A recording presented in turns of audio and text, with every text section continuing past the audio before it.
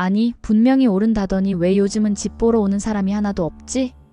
서울 집값이 다시 멈칫하고 있습니다. 더 정확히 말하면 오르긴 오르는데 그 기세가 꺾이고 있다는 겁니다. 지난 7월 넷째 주 기준으로 서울 아파트값 상승률은 0.12%. 숫자만 보면 아직도 상승장이죠. 하지만 문제는 속도입니다. 이게 벌써 5주 연속 둔화되고 있다는 사실 알고 계셨나요? 강남 3구 그 뜨겁던 곳부터 보죠. 송파구는 지난주 0.43%에서 이번 주엔 0.41%, 서초구는 0.28%에서 0.21%, 강남구도 0.14%에서 0.11%로 줄었습니다. 특히 송파는 그래도 선방 중이지만 이 정도면 조정장 아니냐는 말도 나오고 있습니다. 강남만 그런 게 아닙니다. 마용성, 즉 마포 용산 성동구도 똑같은 흐름이에요. 성동은 0.37%에서 0.22%, 용산은 0.24%에서 0.17%, 마포는 겨우 제자리입니다. 서울 외 지역도 다르지 않습니다. 광진, 동대문, 노원 모두 지난주보다 상승폭이 줄었습니다. 그나마 도봉구만 상승폭이 소폭 확대됐을 뿐입니다. 한마디로 이제 누가 먼저 움직이나 보자는 분위기죠. 왜 이렇게 된 걸까요? 핵심은 바로 627 대출 규제입니다. 중저가 아파트를 중심으로 매수세가 붙던 분위기가 대출 제한 딱 걸리자마자 싸늘해진 겁니다. 실수요자들 입장에선 살 수는 있는데 대출이 안 나와서 못 사는 상황이 된 거죠.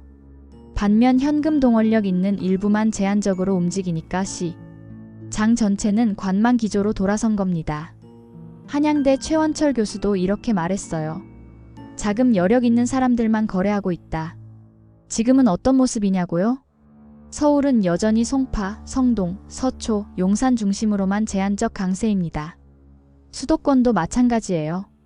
과천, 분당, 안양 동안구 같은 상급지들은 오르고 있지만 평택, 시흥, 고양, 김포는 오히려 빠지고 있습니다. 인천도 하락폭이 커졌고요. 이건 뭘 말하느냐? 상승장이 아니라 구조적인 분화장이라는 겁니다. 실수요자가 몰리는 핵심지 위주로만 오른다는 거죠. 여기에 또 하나, 재건축 부담금과 고금리. 이 두 가지가 매수세를 꺾는 추가적인 브레이크 역할을 하고 있습니다. 특히 하반기엔 분양시장 중심으로도 자금 부족 이슈가 터질 가능성이 높아서 아예 거래 자체가 사라지는 거래 절벽이 더 심해질 수 있습니다. 지금 시장을 보면 이렇습니다.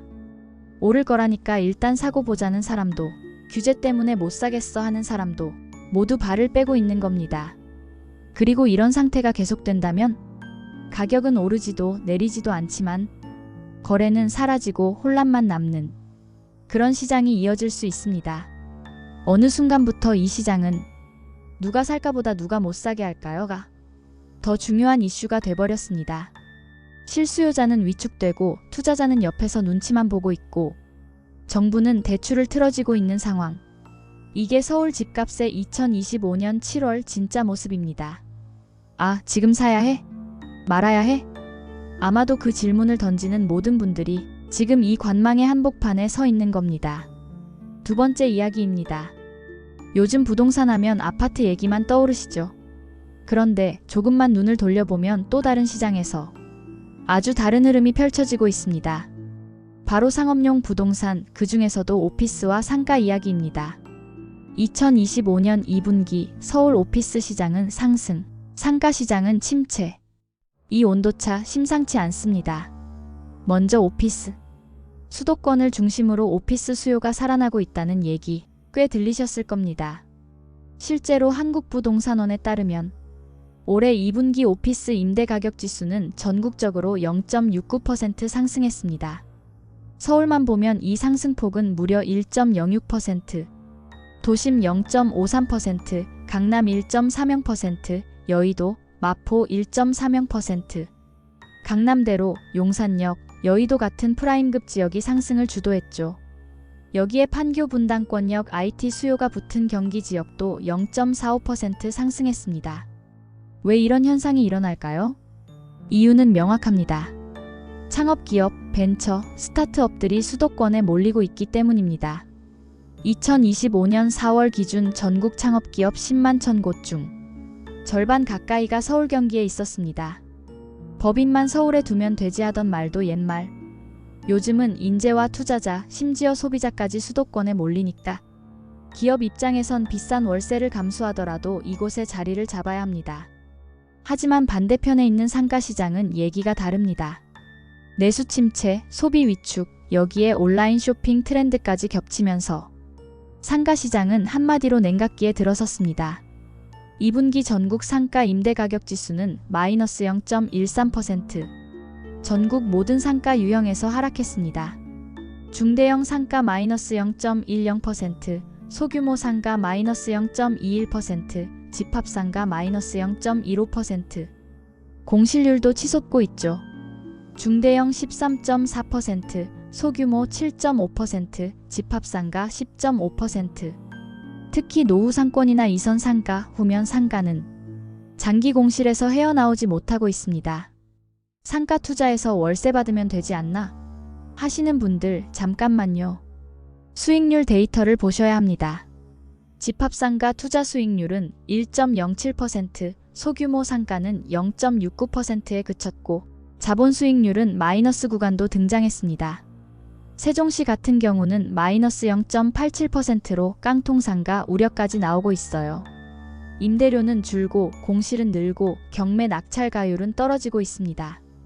투자자 입장에서 이보다 무서운 구조는 없습니다. 반면 서울 주요 상권 중 일부는 상승을 보였습니다. 뚝섬, 용산역, 압구정. 여긴 다릅니다. 소비력이 살아있고 유입인구가 꾸준한 동네니까요. 하지만 이것도 상권별, 업종별 편차가 큽니다. 유동인구는 있지만 실제 매출로 연결되지 않는 흐릿한 상권도 많기 때문입니다. 결국 이 시장은 이렇게 요약됩니다. 오피스는 선택받은 지역에서 살아나고 있고 상가는 선택받지 못한 지역에서 고꾸라지고 있다. 오피스는 당분간 수도권 집중이 더 강화될 겁니다. 기업도 인재도 그리고 자본도 서울로 몰리고 있으니까요. 반면 상가는 단순히 입지만 좋으면 된다는 시대는 지났습니다. 상권의 생명력, 소비 흐름, 공실 가능성까지 꼼꼼히 따져야 할 시점입니다. 지금 부동산 시장을 보면 단순한 지역 격차를 넘어 구조적 격차가 벌어지고 있다는 생각이 듭니다. 같은 도시라도 어떤 자산은 오르고 어떤 자산은 버티기조차 어렵습니다. 선택과 집중 더욱 중요해지고 있습니다. 시청자 여러분은 지금의 상황을 어떻게 보고 계신가요? 부동산이 점점 어려워지고 있다는 게 체감되고 있는 요즘입니다. 오늘의 이야기가 도움이 되셨다면 좋아요와 구독, 알림 설정 부탁드립니다. 다음에는 더 재밌는 소식으로 찾아뵙겠습니다. 감사합니다.